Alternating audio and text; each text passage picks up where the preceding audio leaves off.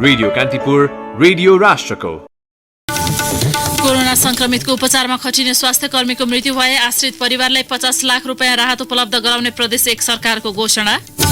संक्रमण नियन्त्रणका लागि भन्दै अन्तर्राष्ट्रिय उडानमा लगाइएको प्रतिबन्ध वैशाख 18 गतेसम्म विस्तार गर्ने उच्च स्तरीय समितिको निर्णय। नेपाल फर्कन चाहने प्रवासी नेपालीलाई सकेसम्म स्वदेश फर्काउन सरकारका नाममा सर्वोच्च अदालतको अन्तरिम आदेश।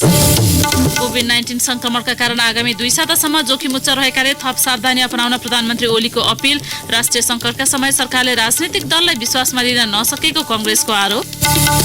कोभिड-19 को संक्रमणबाट विश्वभर 76,400 बढीको मृत्यु। लकडाउन उल्लङ्घन गरेको महसुस गर्दै न्युजिल्यान्डका स्वास्थ्य मन्त्री क्लार्कद्वारा पदबाट राजीनामा। र कोरोना संक्रमणका कारण खेलकुद गतिविधि शून्य भए पनि आगामी फागुनमा हुने 9 राष्ट्रिय खेलकुद प्रतियोगितालाई कुनै प्रभाव नपार्ने राखेको भनाई। साक्का पदकधारी खेलाडीलाई चैत मसान्तभित्र पुरस्कार रकम प्रदान गर्ने सरकारको प्रतिबद्धता। नमस्कार, कान्तिपुर डायरीका साथमा साथी दिवा र म प्रतीक्षा। सुरु गरौं मुख्य प्रसंगबाट। कोरोना भाइरसबाट संक्रमितको उपचारमा सहभागी हुँदा कुनै स्वास्थ्य कर्मीको मृत्यु भए प्रदेश 1 सरकारले आश्रित परिवारलाई 50 लाख रुपैयाँ सहयोग दिने घोषणा गरेको छ।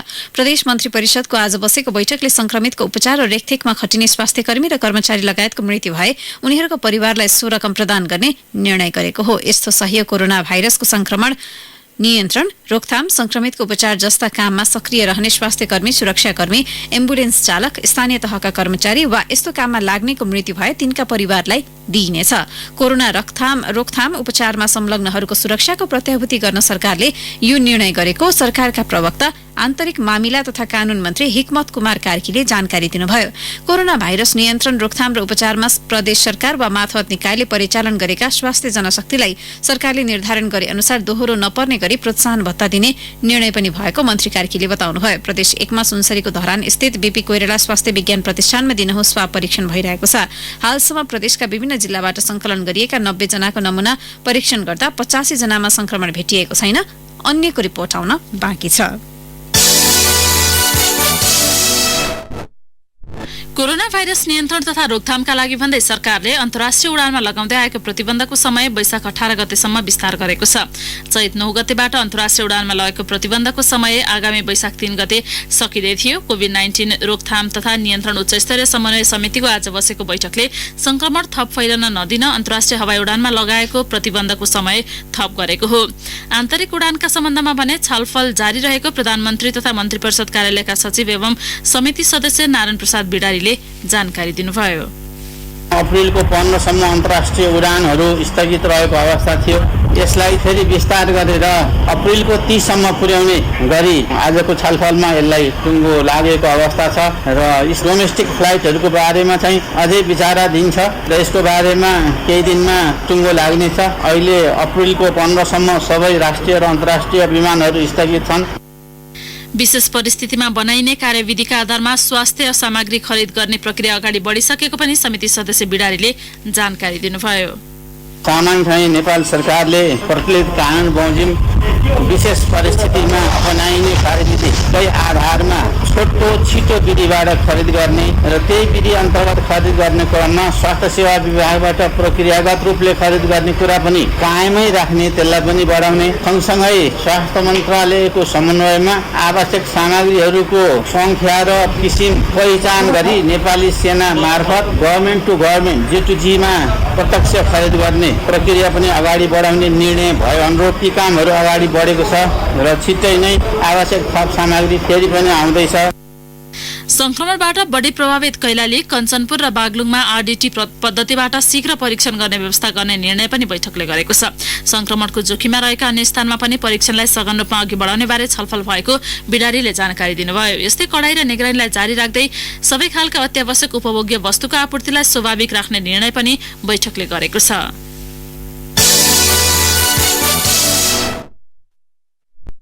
अदालतले नेपाल फर्कन चाहने प्रवासी नेपालीलाई सकेसम्म फर्काउन र क्वारेन्टिनमा राख्न सरकारका नाममा अन्तरिम आदेश जारी गरेको छ। विदेशमा रहेका नेपाली नागरिकलाई नेपाल फर्कन रोक लगाउने सरकारको निर्णय तथा महाकाली पारीबाट नेपाल फर्कन चाहेकालाई सुरक्षाकर्मीले गरेको अवरोध विरुद्ध परेको रिटमा सर्वोच्चले अन्तरिम आदेश जारी गरेको हो। सर्वोच्चको आदेशमा भनिएको छ, विदेशमा खान, बस्न र उपचारको अभाव झेलिरहेका वा विपदमा परेका नेपाली नागरिकको पहिचान गरी नेपाल फर्कन चाहेको हकमा सम्बन्धित मुलुकसँग कूटनीतिक माध्यमबाट समन्वय गरी नेपाल बिलाउन व्यवस्था गराउनु। न्यायाधीशद्वय दीपक कुमार कार्की र डाक्टर मनोज कुमार शर्माको इजलासले महाकाली पारी अलपत्र परेका नागरिकका हकमा पनि त्यस्तै आदेश जारी गरेको हो। सर्वोच्चले नेपालीहरू विदेशबाट स्वदेश आएको अवस्थामा सम्पूर्ण व्यक्तिको नामथर ठेगाना लगायत लगत राख्न पनि आदेश दिएको छ। सर्वोच्च अदालतले विश्व स्वास्थ्य संगठनको मापदण्ड अनुसार क्वारेन्टिनमा बसेकाहरूलाई उपचार लगायतका सेवा प्रदान गर्न आदेश दिनुका साथै क्वारेन्टिनलाई व्यवस्थित गर्न पनि भनेको छ। विदेशमा रहेका नेपाली नागरिकलाई नेपाल आउन रोक लगाउने सरकारी निर्णय गैर कानूनी भएको भन्दै अधिवक्ता मीना खड्काले सर्वोच्च अदालतमा रिट निवेदन दिनुभएको थियो। प्रधानमन्त्री केपी शर्मा ओलीले कोभिड-19 संक्रमणको कहर बाँकी नै रहेकाले आगामी 2 सातासम्म उच्च सावधानी अपनाउन सबैमा अपील गर्नुभएको छ। मुलुक संक्रमणको दोस्रो चरणमा पुगेसँगै जोखिम पनि उच्च भएकाले चुनौती थपिएको उहाँको भनाइ थियो। आज बिहान देशवासीका नाममा सम्बोधन गर्दै प्रधानमन्त्री ओलीले थप सजग हुन सबै नेपालीमा अपील गर्नुभयो। आउने 2 साता सायद हाम्रा लागि थप चुनौतीपूर्ण हुन सक्छ। यो अवधि कोरोनाको लक्षण प्रकट हुने अवधि मात्रै होइन, समुदायमा फैलिने उच्च जोखिमको अवधि पनि हो। त्यसैले महामारीको संक्रमण फैलिन नदिन हाम्रा सारा प्रयास केन्द्रित गरिनेछ। यसै हप्ताबाट प्रयोगमा ल्याइएको र्यापिड डिटेक्सन टेस्ट किटले समुदायमा संक्रमणको स्थिति पहिचान गर्न सघाउने विश्वास गरेका छौं। यस परीक्षण मार्फत सम्भावित संक्रमणको स्क्रिनिङ गर्ने र दोहोरो परीक्षणबाट संक्रमित भए नभएको सुनिश्चित गरिनेछ। सरकारले घोषणा गरेको लकडाउनको अवज्ञा भएको, भारतबाट नेपाल प्रवेश गर्ने क्रम नरोकिएको तथा विदेशबाट नेपाल आएकाहरू क्वारेन्टिनमा बस्न आनाकानी गरेको प्रति प्रधानमन्त्री ओलीको विशेष चिन्ता थियो। आवश्यक सतर्कता नअपनाए भयावह अवस्था आउन सक्ने उहाँको भनाइ थियो। 2 सातादेखि मुलुक लकडाउनमा छ। यसबाट तपाईहरुमा पर्न गएको असुविधाप्रति म संवेदनशील छु। नियन्त्रणका लागि हालसम्म कुनै खोप र उपचारका लागि कुनै औषधि पत्ता नलागेको यस महामारी विरुद्ध लकडाउन अपरिहार्य कदम हो भन्ने तपाई हामी सबैलाई थाहा छ। लकडाउनकै कारण महामारीलाई फैलिन नदिने हाम्रो प्रयासमा ठूलो सहयोग पुगेको छ। तर समस्या अझै यथावत छ र थप सावधानी अपनाइएन भने अझ भयावह बन्न सक्ने खतरा पनि छँदैछ। कोरोना नियन्त्रणका लागि सरकारले उत्कृष्ट कदम चालेको दावी गर्दै कार्यान्वयनमा सहयोग गर्न प्रधानमन्त्री ओलीले आग्रह गर्नुभयो। स्थानीय तह र प्रदेश सरकारको भूमिकाको प्रशंसा गर्दै उहाँले सीमित पूर्वाधार, स्वास्थ्य सामग्री तथा उपकरणको कमीका बावजुद चिकित्सक, स्वास्थ्यकर्मी तथा अग्रिम मोर्चामा संलग्न सबैको भूमिका सराहनीय रहेको बताउनुभयो। प्रधानमन्त्री ओलीले विश्वव्यापी संकटमा एकजुट भई लड्नुपर्ने बेला सरकार विरुद्ध कुप्रचार हुने गरेको भन्दै असन्तुष्टि समेत व्यक्त गर्नुभयो। मानव जाति विरुद्ध आइलागेको राष्ट्रिय र विश्वव्यापी संकटको यस्तो परिस्थितिमा एकजुट भई लड्नुपर्ने समयमा सरकारलाई असफल देखाउन र आफ्ना विभिन्न प्रकारका निहित स्वार्थ पूरा गर्न चलाइएका प्रचारबाजी बेमौसमी बाजा जस्तै हो र यस्तो प्रवृत्ति किमार्थ प्रशंसनीय हुन सक्दैन।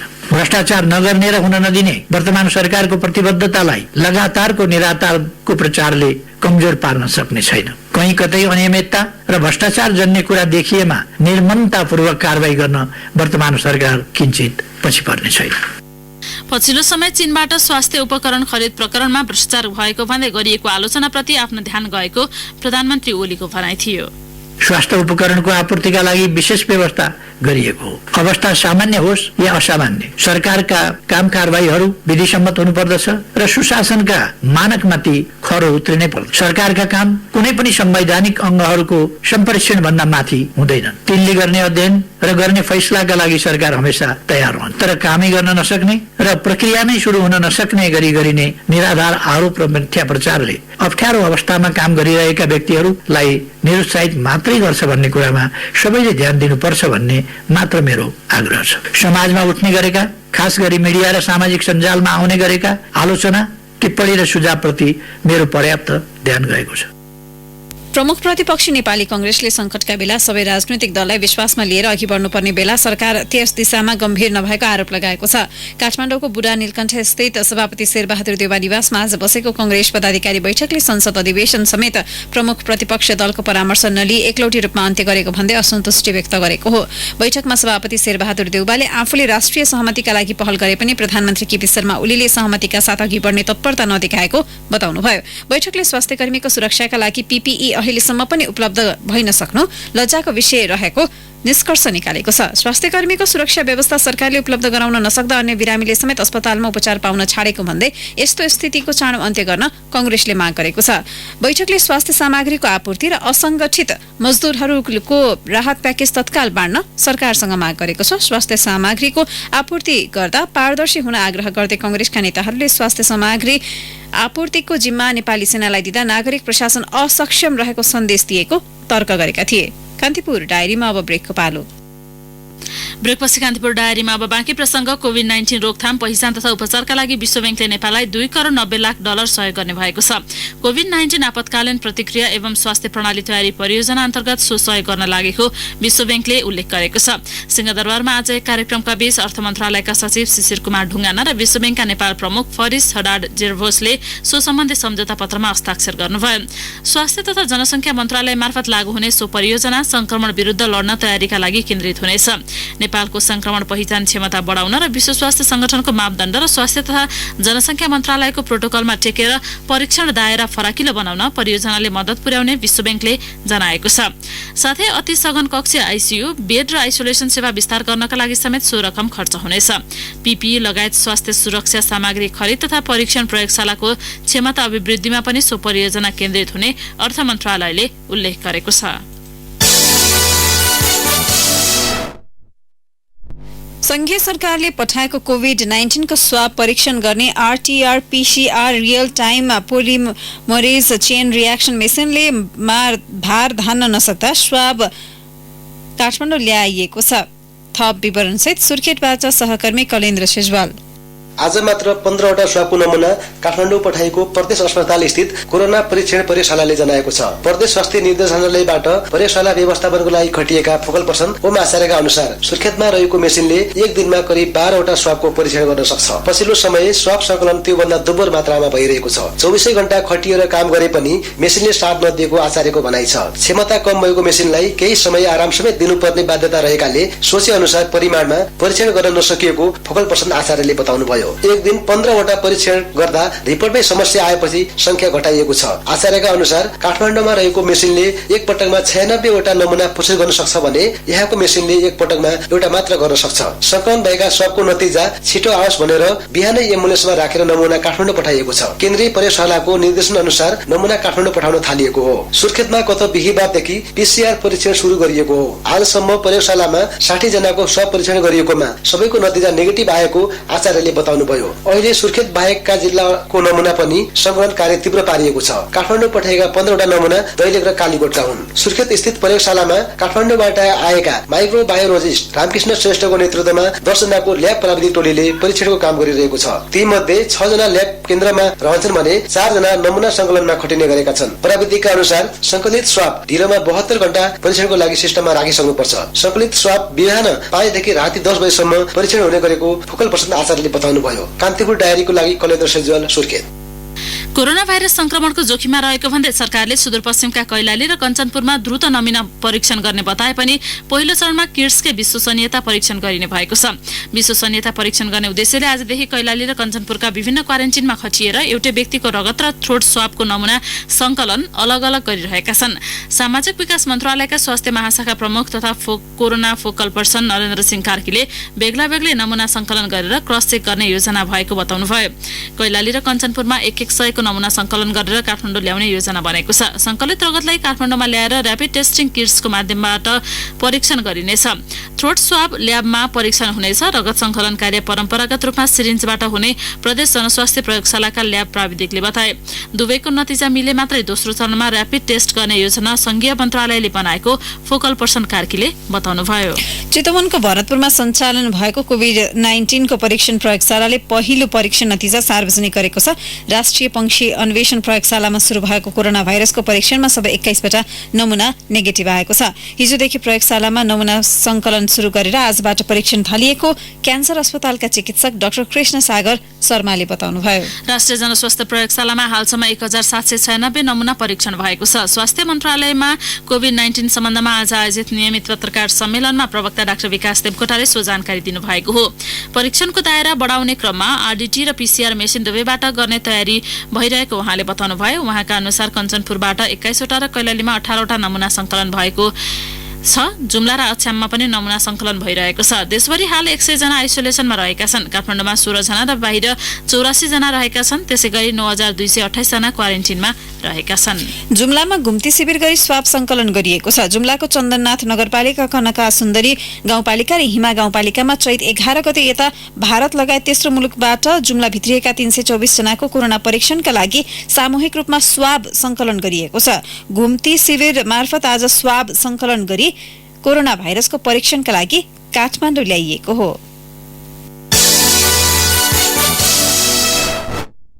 राष्ट्रिय परीक्षा बोर्डले कक्षा 11 र 12 को परीक्षा स्थगित गरेको छ। आज बसेको परीक्षा बोर्डको बैठकले अर्को सूचना प्रकाशन नभएसम्मका लागि दुवै परीक्षा स्थगित गर्ने निर्णय गरेको हो। बोर्डका अध्यक्ष चन्द्रमणि पौडेलले कोरोना भाइरसका कारण देश बन्दाबन्दीमा रहेकाले तत्कालका निम्ति निर्धारित परीक्षा तालिका स्थगित गर्ने निर्णय भएको जानकारी दिनुभयो। सरकारले बन्दाबन्दी खोलेपछि मात्रै अर्को सूचना जारी हुने पौडेलले जानकारी दिनुभयो। कोभिड-19 का कारण चैत 6 गतेबाट हुने एसईई परीक्षा रोकिएको छ। बोर्डले आगामी वैशाख 8 गतेबाट कक्षा 12 र वैशाख 21 गतेबाट कक्षा 11 को परीक्षा तालिका तोकेको थियो। कक्षा 11 र 12 मा करिब 9,62,000 परीक्षार्थी रहेका छन्। 4,62,000 विद्यार्थी एसईई को तयारीमा रहेका थिए।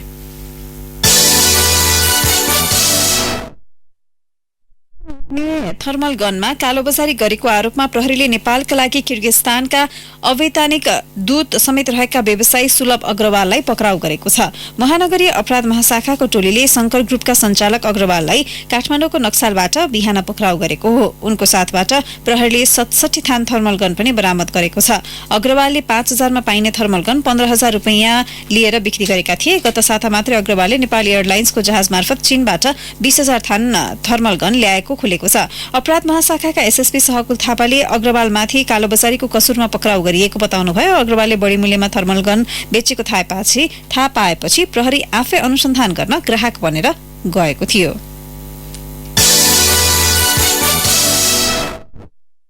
अब केही समाचार संक्षेपमा। नेपाल राष्ट्र बैंकका नवनियुक्त गभर्नर महाप्रसाद अधिकारीले आज पदभार सम्हाल्नु भएको छ। प्रधान न्यायाधीश चोलेन्द्र शमशेर जवरा समक्ष पद तथा गोपनीयताको शपथ लिए लगतै केन्द्रीय बैंक पुगेर उहाँले पद बहाली गर्नुभएको हो। कुकुरको टोकाइबाट गोर्खाको सिरान्चोक गाउँपालिका 2 उपल्लो पामका 45 वर्षीय रामबहादुर गुरुङको मृत्यु भएपछि 50 जना स्थानीयलाई रेबिज विरुद्धको खोप लगाइएको छ। बागलुङमा चैत 1 गतेदेखि जिल्ला भित्रिएका 823 जनामा 4 जना मात्रै क्वारेन्टिनमा बसेका छन्। विदेशबाट आएर जिल्ला भित्रिएका सबै मानिसको रेकर्ड स्थानीय तहले निकालेको छ, तर बागलुङका सबै स्थानीय तहमा निर्माण गरिएका क्वारेन्टिनमा खाली छन्। ललितपुर महानगरपालिका, गोदावरी र महालक्ष्मी नगरपालिकामा हालसम्म सम्पर्कमा आएका विदेशबाट फर्कने 270 जना पुगेका छन्। तिनीहरू सबैमा कोभिड-19 संक्रमण नेगेटिभ देखिएको छ। सुखायाम सुरु भएसँगै 2 साता यता उदयपुरका विभिन्न 23 स्थानमा रहेको वन क्षेत्रमा डढेलो लागेको छ।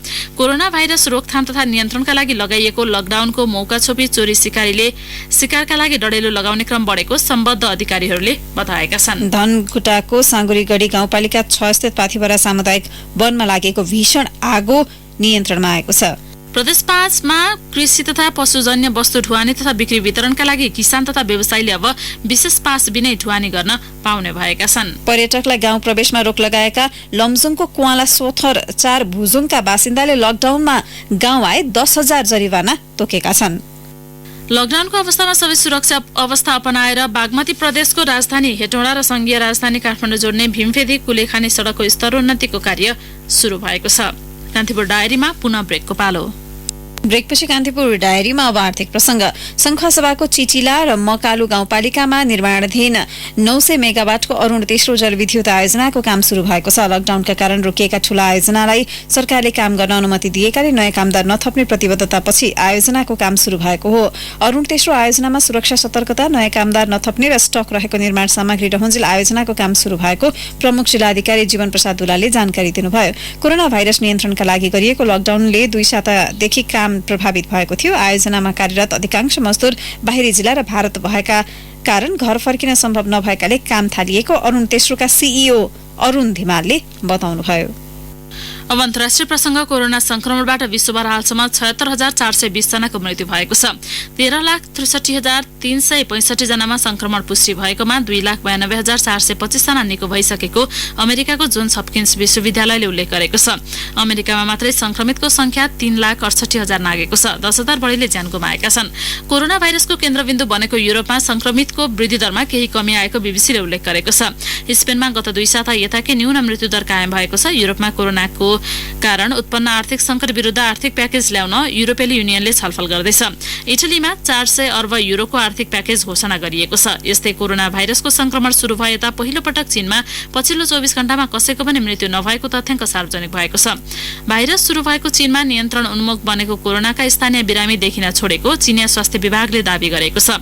उता जापानको टोकियोमा कोरोना भाइरसको संक्रमणको संख्या बढेपछि आपतकाल घोषणा गरिएको छ। टोकियो सहित 6 अन्य क्षेत्रमा समेत आपतकाल लगाइएको छ।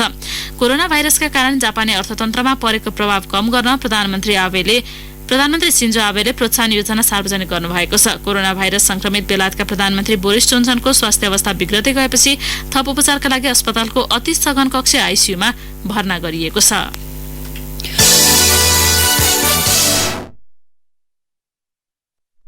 मुलुकहरूलाई कोरोना भाइरस नियन्त्रणका लागि अवलम्बन गरेका प्रतिबन्ध फिर्ता लिन हतार नगर्न आग्रह गरेको छ। महामारी नियन्त्रण उन्मुख रहेको भन्दै मुलुकहरूले प्रतिबन्ध खुकुलो बनाउँदा पुनः भाइरसको संक्रमण फैलने खतरा हुने डब्ल्युएचओले जनाएको छ।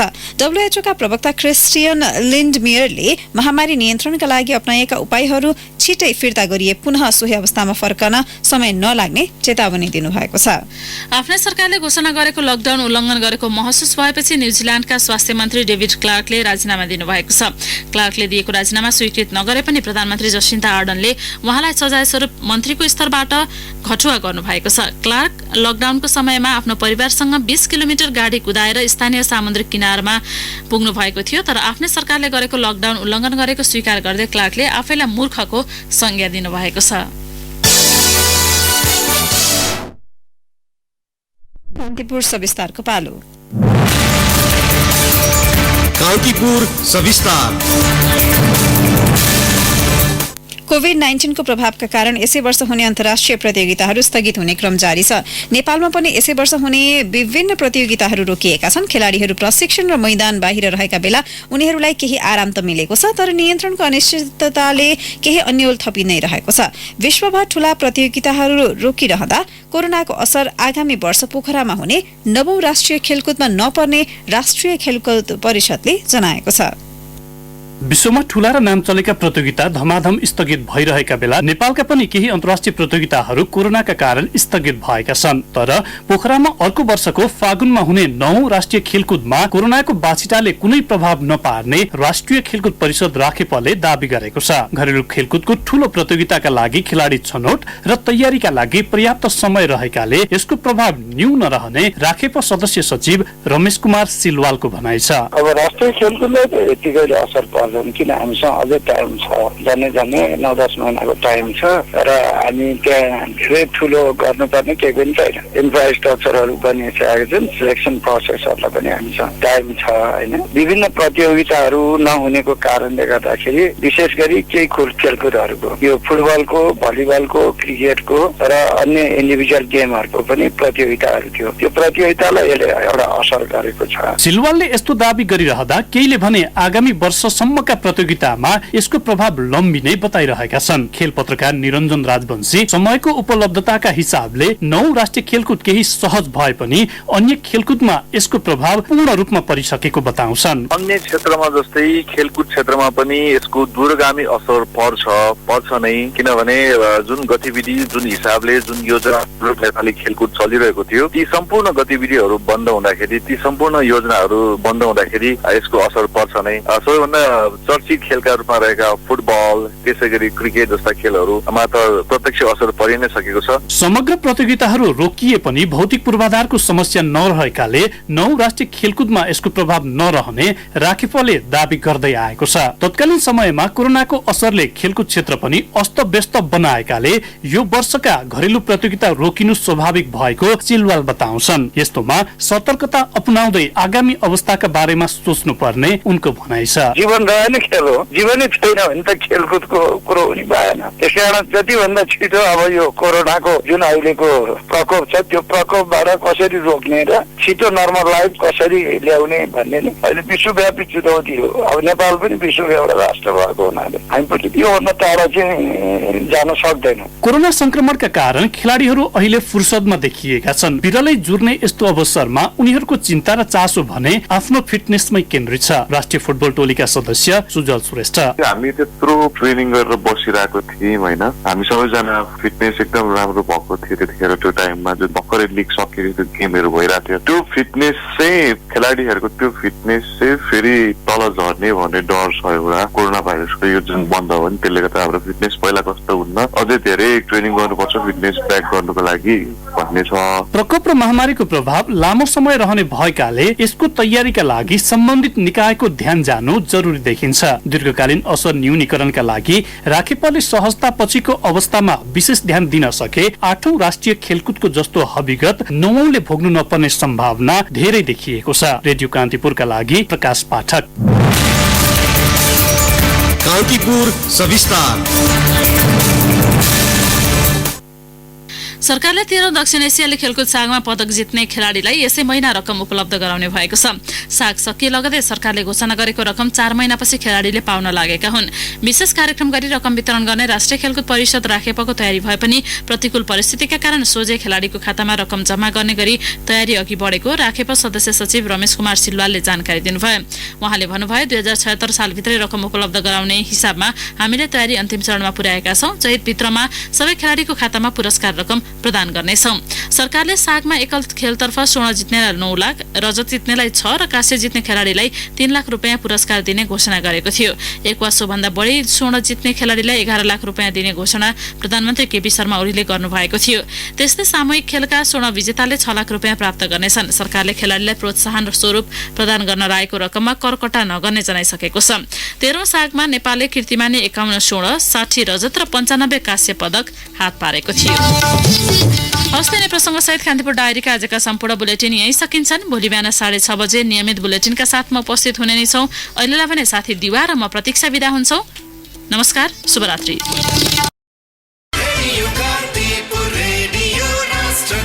सूचना र मनोरञ्जनको संवाहक रेडियो राष्ट्रको रेडियो कान्तिपुर।